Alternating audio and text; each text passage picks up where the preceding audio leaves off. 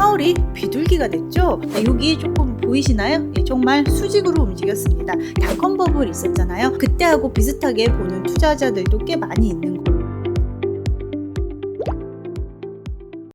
안녕하세요. 머니부티크 김정란입니다. 반갑습니다. 어제 잭슨홀에서 파월 의장 연설이 있었는데요. 많은 전문가들이 파월 의장이 매파적인 발언을 할 거라고 예측을 했었습니다. 왜냐하면 공개된 7월 FOMC 회의록을 봤더니 파월 의장이 좀 매파적이었고 거기에 참여한 많은 이사들도 금리 인하에 대해서 시기상조다라는 의견을 많이 보여줬기 때문입니다. 그래서 이번에 잭슨홀 연설에서도 파월 의장이 매파적 발언을 할 것이다 라고 했고 시장도 많이 움츠린 모습을 보였었어요. 그런데 어제 어땠나요? 파월이 비둘기가 됐죠. 발언이 굉장히 완화적이었습니다.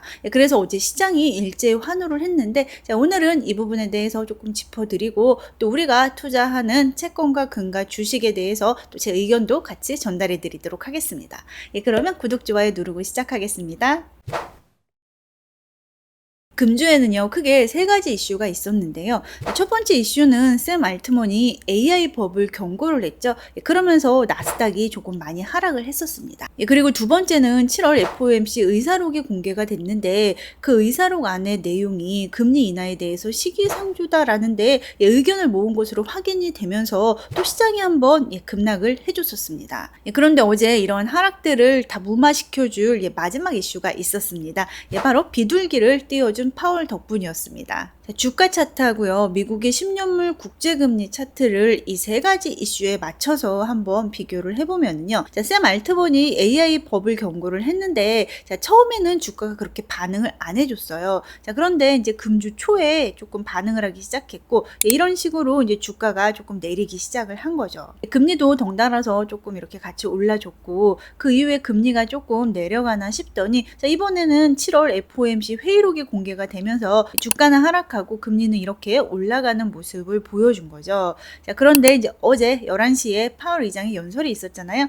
여기 조금 보이시나요? 정말 수직으로 움직였습니다. 금리는 수직으로 급락을 했고요. 주가는 수직으로 급등을 했습니다. 이렇게 주식하고 금리만 반응한 거는 아니죠.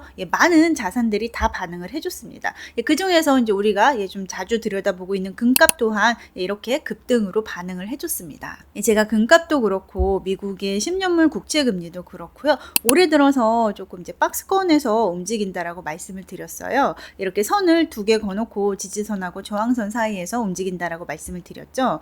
그런데 이제 금을 이렇게 하단을 조금 연결해서 좀 디테일하게 그려봤더니 이런 식으로 상승 삼각형 모습이 나오더라고요. 이거는 이제 기술적 분석에서 있는 건데요.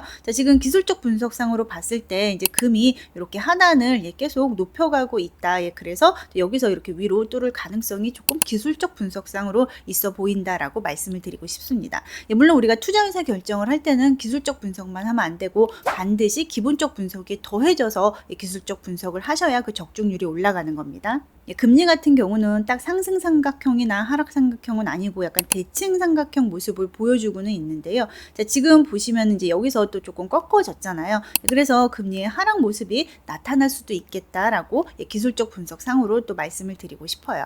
어제 잭슨홀에서 파월의 비둘기적인 발언이 있은 이후에 패드와치에서는 올해 금리 인하 가능성을 2회로 보고 있습니다. 9월에 금리 인하 확률도 75%로 보고 있는데 실제 시장은 이거보다 조금 더 높게 기대를 하고 있는 것으로 보여집니다. 이렇게 두 번 정도 인하할 거라고 패드와치는 보고 있지만요. 또 앞으로 발표될 고용이라든지 물가 데이터에 따라서 실은 3번도 인하될 수 있다라고 저는 보고 있고 또 B컷의 가능성도 우리가 아예 미뤄두지는 말자라고 또 말씀을 드리고 싶습니다.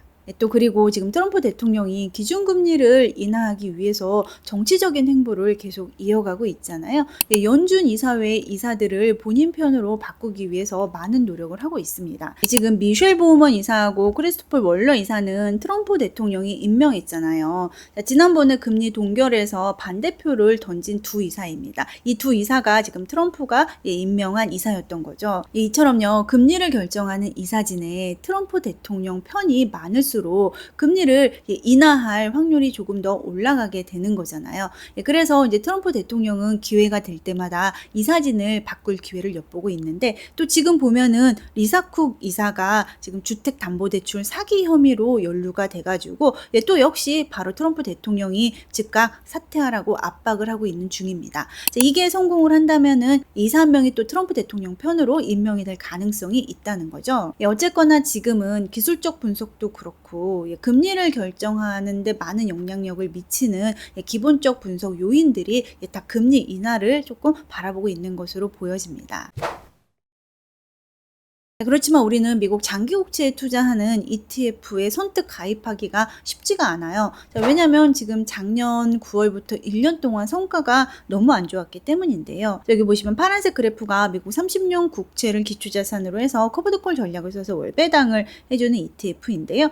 최근 1년 배당률은 13%였지만은 이 가격의 하락이 조금 많이 있었습니다. 그래서 이제 프라이스 리턴이 마이너스 22%였고 이 두 개를 이제 다 합친 토탈 리턴이 마이너스 9%였습니다. 그래서 배당을 받아도 조금 마이너스가 있었던 투자 대상이었고요. 그리고 이렇게 아예 배당이 없는 듀레이션이 그냥 긴 채권 가격에 투자하는 ETF 같은 경우는 지금 그냥 토탈 리턴이 마이너스 22% 정도 되는 상황입니다. 1년 전에 들어갔다면 지금 이제 마이너스 22%인 상황인 거죠. 그런데 우리가 이렇게 과거를 조금 돌이켜 보면은요, 이 자산 가격이라는 게 어느 한 방향으로 수직으로 움직이지는 않거든요.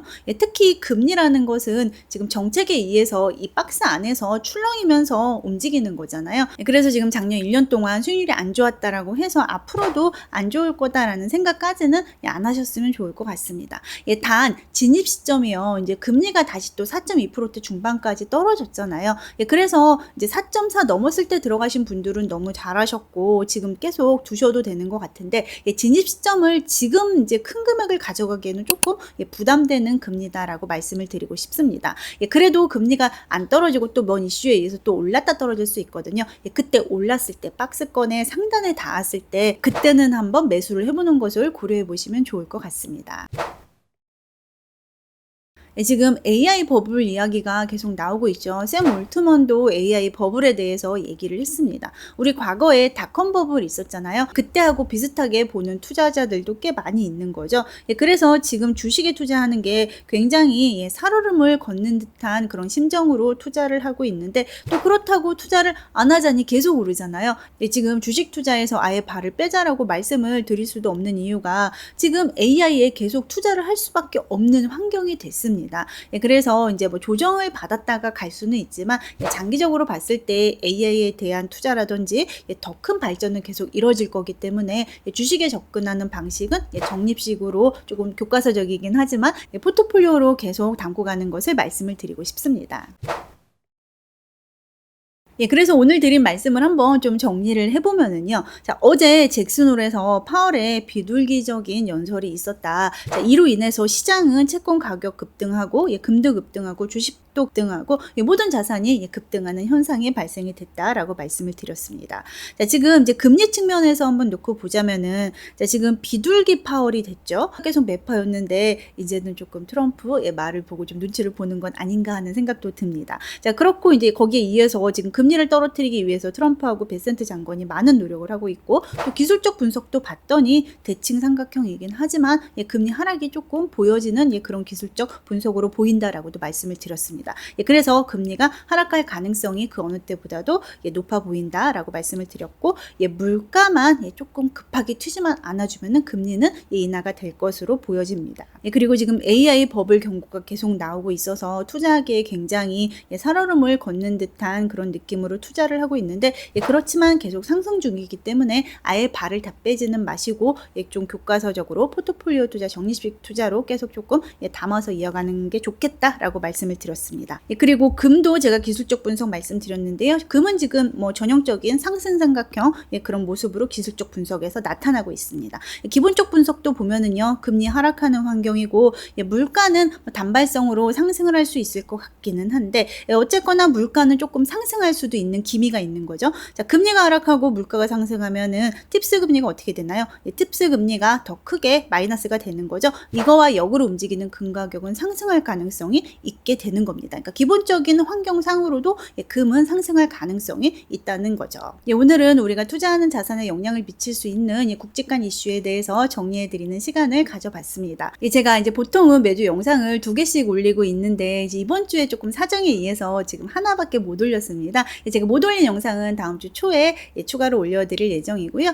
다음 주 초에 올려드릴 영상은 지금 이제 커버드 콜 세금 관련해가지고 제가 지난번에 한번 정리해드렸는데 이제 많은 분들의 댓글이 있으셔서 그 댓글을 다 조합해서 제가 그 궁금증을 해결해드릴 수 있는 영상을 만들어서 올리도록 하겠습니다. 그러면 구독 아직 안 누르신 분 구독 눌러주시고요. 또 제 월배당 ETF 강의도 고정 댓글 통해서 많은 관심 부탁드리고 또 제 멤버십에도 많은 관심 부탁드립니다. 감사합니다.